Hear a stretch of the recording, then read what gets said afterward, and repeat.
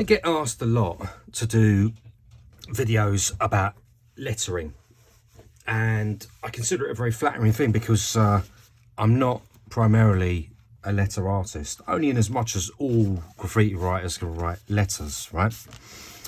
So anyway, I'm very willing to talk about it, and I'm going to show you a couple of things. I know I've been over some of this stuff before, but it's sort of it's always worth going over stuff again. It's a 9-box grid, as you can see. Now let's take a standard sort of letter. Let's take an S because let's face it, S is just such a great letter.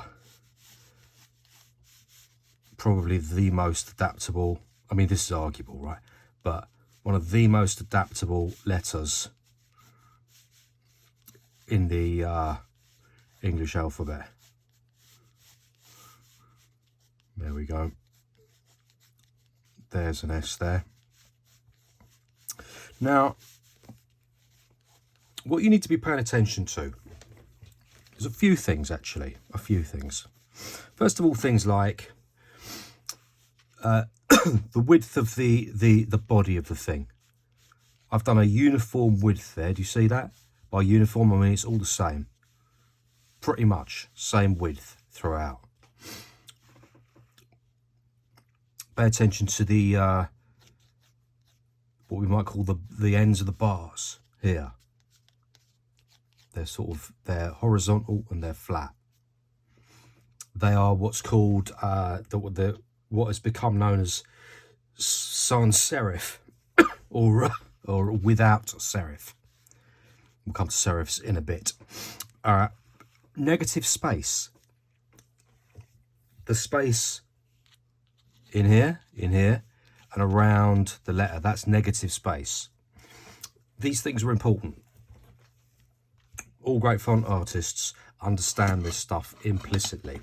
So, what do you want to do if you want to start designing your own stuff? So you've got to look at these. Like, for instance, the first thing you've got to ask yourself, these are fundamentals, right, of lettering. You've got to ask yourself, how do I want to change this? Because you can't just come up with some amazing idea unless you're going to bite another writer, you know, and just go, oh, I know what I'm going to do. I'm going to do an S like Smo's S, or, you know, you can do that, but that's what we call biting. That's just basically ripping somebody else off. So you have to learn the fundamentals about how you change fonts. What do you do? And this is what you do. You look at the negative space and you kind of think, okay, well, where does the weight lie in this letter, for instance? Where's the weight? And the answer is, in this letter, it's all evenly distributed, right? It's evenly distributed. There's no more up top than there is in the middle than there is at the bottom.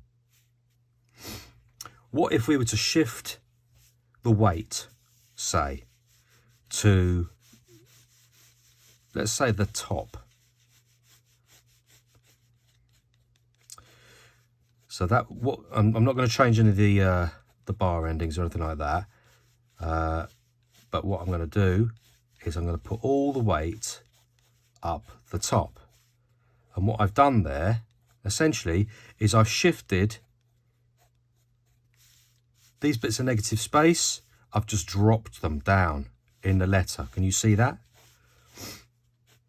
I've just dropped them right down. I could drop them down even further than that. But that's an example of dropping the negative space in the middle down, and it creates a top-heavy effect. I could do the opposite and go, let's get all the weight down the bottom of the letter.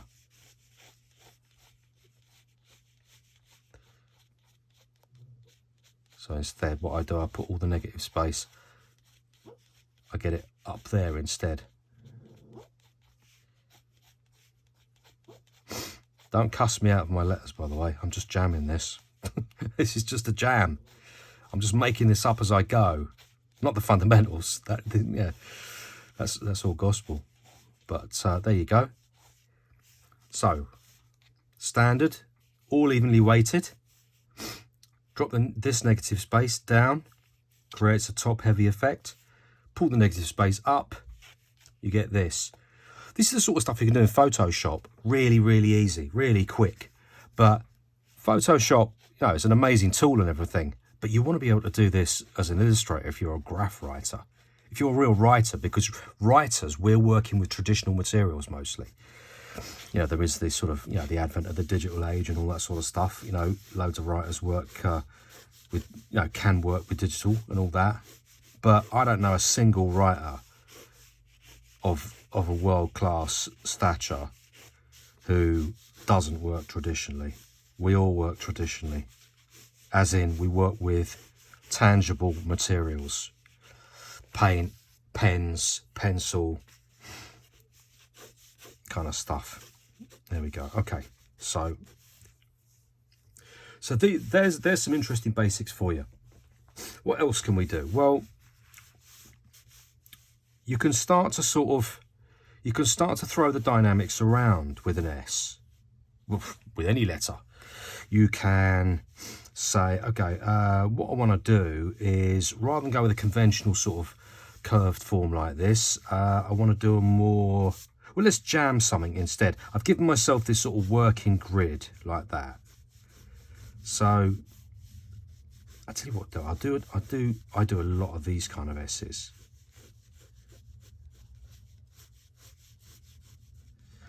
There you go. So what I do is I really work hard to kill the negative space.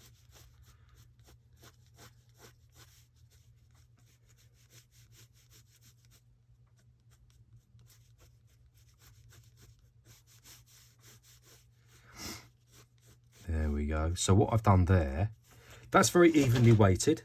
So it's got a lot in common with our letter here, actually. Although it doesn't, you know, you wouldn't get that at first glance, but it does, in that it is evenly weighted, top and bottom. However, what I've done, because I've crushed the negative space in the middle, means that middle bar is really, really narrow, which means these bits of negative space are really tiny. That is an aesthetic that I really like, killing negative space in letters. A lot of graffiti writers work to the same principle. Not all. Shall I show that example? I'll show that example in a minute. This is still a very kind of standard, like featureless letter, if you like. Now, as you can see, what I've done, rather than curves, I've added corners. I've flattened the top. That's a straight line there. So I've kept a curve on the bottom. You could equally do the same. Let's try it. I've never tried this. Hang on. How would I do this? So if I was to do that the other way around, say, do a curve. Hang on. How am I going to do this? Curve on the top.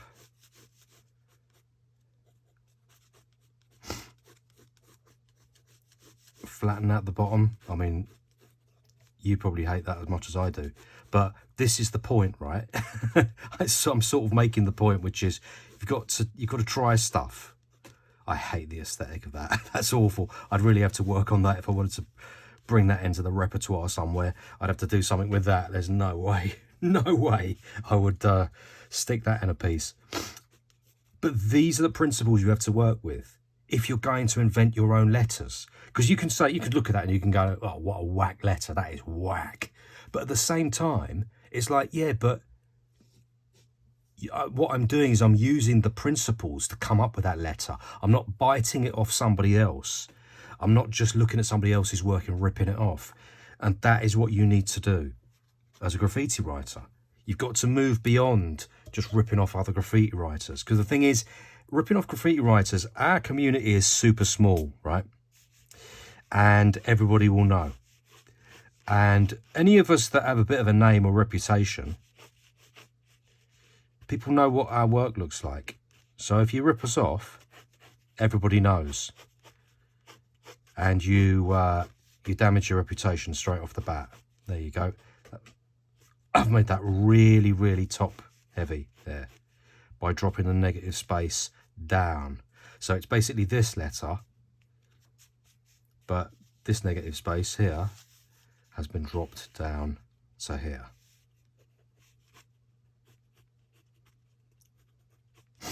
There we go. Now, a word about serifs. Seeing as we're getting into this. This is what a serif is. A serif is a sort of an addition on a letter. They take many different forms. Now, I don't know the names of all the serifs. There are many. That's a serif there. That's a sort of, I've done a little curve on that one there. I'll put one on here so you can see, rather than curve it, I could do a straight line into there. There's another one just there. Serifs can be like really quite big if you want them to be, or small, tiny, subtle, not so subtle. I've talked about Ecto's serifs before now. Ecto does some beautiful serifs on his work. I've got a video somewhere of a breakdown of one of Ecto's pieces. Does some great serif work. If you're going to be a letter artist, generally, it's good to know how to use serifs. Basically, on the end of your letters, like this, they can really add something to your letters. Ooh, I'm really hating that S. It's horrible, isn't it? It's really, really awful. Okay, that was a little bit about serifs. I was going to use an example earlier, and I said I'd stick it in later. I'll stick it in now. I want to show you Dripper.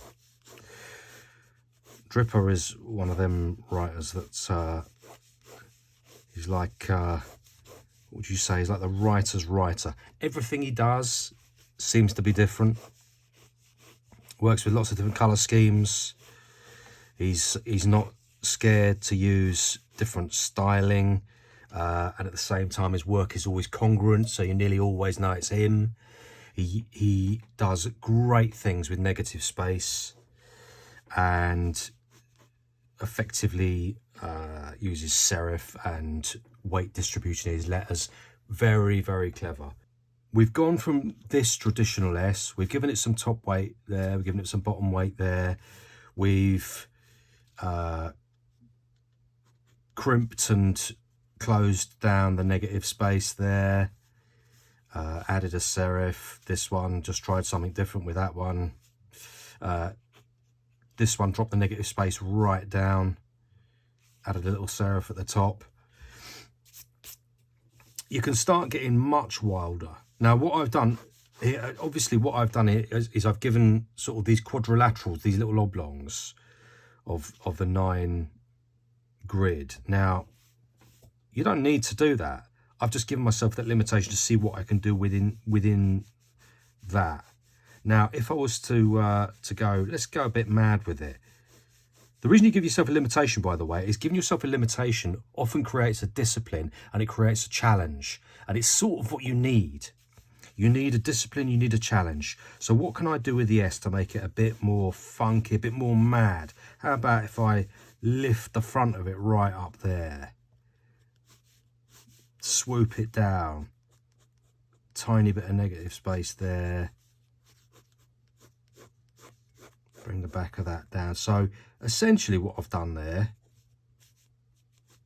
if you can see that, is I've turned it. Essentially what I've done is I've sort of turned it backwards a bit. That's what I've done there. And I've done it just by working within the confines of this grid. I could try and do the opposite. I'm not quite sure how I'd do the opposite. How would I do that? Ooh, how would I do that? Oh, that's quite tricky. How's that? Ooh. I'm struggling to work out how I'd do that, actually. Tell you what, I'll try and do it really top heavy as well.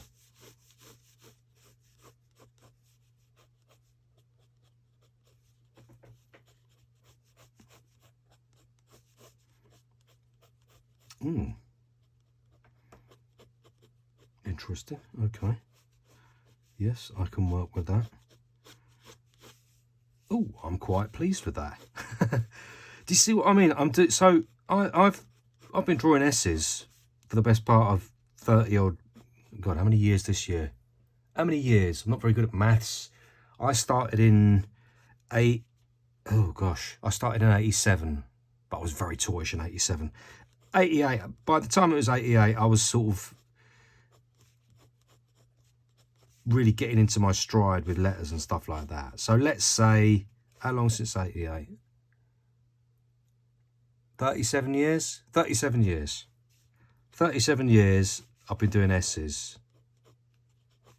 So what I want to be doing, if I've been doing them for 37 years, because by the way, just because you've been doing something 37 years doesn't necessarily A, mean that you're any good at it, or B, that you're coming up with anything new. I might have been running the same style for 37 years. You know, we all know somebody who has. So it's a bit of a, it's a good exercise to get into doing something like this, where you're kind of going, oh, this is great. I'm getting out of those traditional habits that I've got, busting them habits. I'm going to do a little, one of them little serifs on there. You can't really see that very well. I'm going to try and show you that. I've done that, you call that a sort of what, freestanding serif there. You know, it's not really attached to the top of a letter, it's just there. It's to add a bit of a doodad on there or something, you know. Something like that. And let's try, let's have another go, a really, really bottom heavy, huge bottom heavy kind of light. There you go.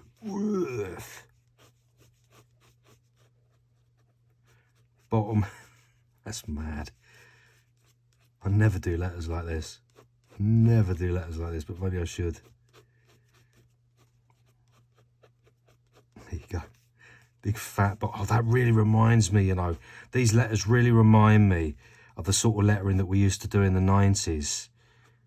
I remember I did some really beautiful bottom heavy, well, I say really beautiful, they seemed really beautiful at the time, bottom heavy letters back in 19, yeah, it would have been 1990.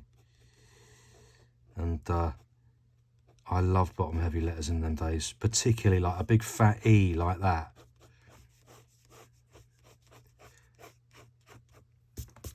So there you go, there's another S. So you can see where I'm going with this, right? I'm not just sort of just inventing these out the top of my head. The grid and the confines of this little rectangle are really helping me put together a new letter. They're making me think outside my comfort zone of something I've got to come up with, whether I like it or not. I sort of like them all except that one. That's horrible. But that's the point. You're going to have to do something that you kind of go, oh no, that's rubbish. That's awful. That's terrible. I'd never use that. But that's fine, because I've also come up with these. And these, I'm loving these. I really like these. Now, I'm well practiced at this. So you would expect that I'd be able to come up with something. You would hope so, right? You know, because I do a lot of this for a living. So I have a lot of experience. But you can do this. You can do this. You just need to practice it. Look at the principles. From this, again, I'll go over it again. A sort of equal weighted S there. Equal weighted. It's equal weighted here, here, here. Top, middle, bottom, same weight. Uniformity of width and bar weight. You've got negative space distributed evenly, all that. So you get your classic sort of, your classic, what would you call it? Sort of sans serif. What's that font called? Helvetica, is it? I don't know if it is or not. I'm not great on fonts, but it is. I guess it's a sort of Helvetica, like classic, evenly distributed S. You drop your negative space down. Negative space stays roughly the same size. It's just you dropped it down, so now you get a top heavy effect. You pull it up, so now you got a bottom heavy effect. You crunch it, crimp it, straighten these lines out, crunch it right down, give it a bit more flair, a bit more dynamic. You get this. Square it off at the top, you know, keep the curve on the bottom. This one I tried to put the curve on the top, put the square bit on the bottom. Didn't work as well. This one is very similar to this one, except the negative space is even more crunched, and I've flattened these lines out. They're much straighter line, much more square kind of font I've worked on that one. This one, I've looked to sort of do a much wilder thing, lent it right back. This one, I've lent it forward. This one, I've gone for a bottom heavy, crunch the space up there, you know, pulled the negative space right up here, right into the top bit there. So you get this big fat letter like that. So there are some examples. There are some examples of how you can work fundamentally. This is, you know, this is without ripping anybody off, without nicking anybody else's letters or anything like that. Just working within the confines of a grid. Give yourself a different grid as well if you like. You know, give yourself a long grid to work to. If you can see that. Give yourself like a really wide grid. You know, these are the principles of how things like Photoshop work. Except you are the computer. So what would I do with that? You know, just again, you know, it makes your brain solve the problems of the space.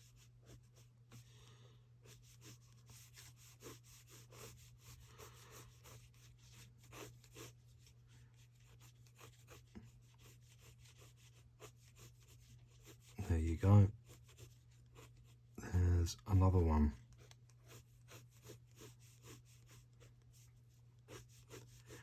You know, it doesn't matter if it's not fabulous, because all you're trying to do is you're trying to come up with something which is going to be workable. That's what you're looking to do. Bust yourself out of just doing a standard, whatever it is you do. There you go. Then you've got something like that.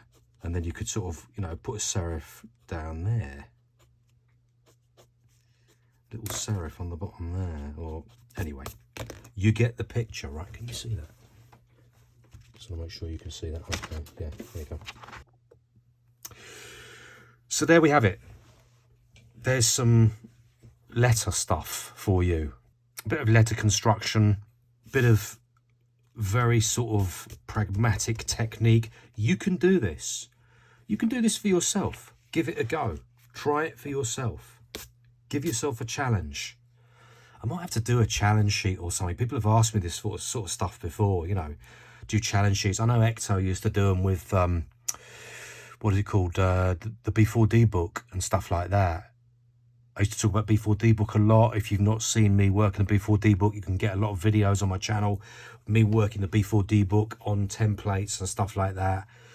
Different train templates or transport templates, all that sort of stuff. But Ecto used to do challenge sheets and that kind of thing. And it was, I think it's a really great thing. I don't know if he does it anymore. He's very busy with the Southend City Jam now. Him and Stir are busy putting that together because it's a monumental effort.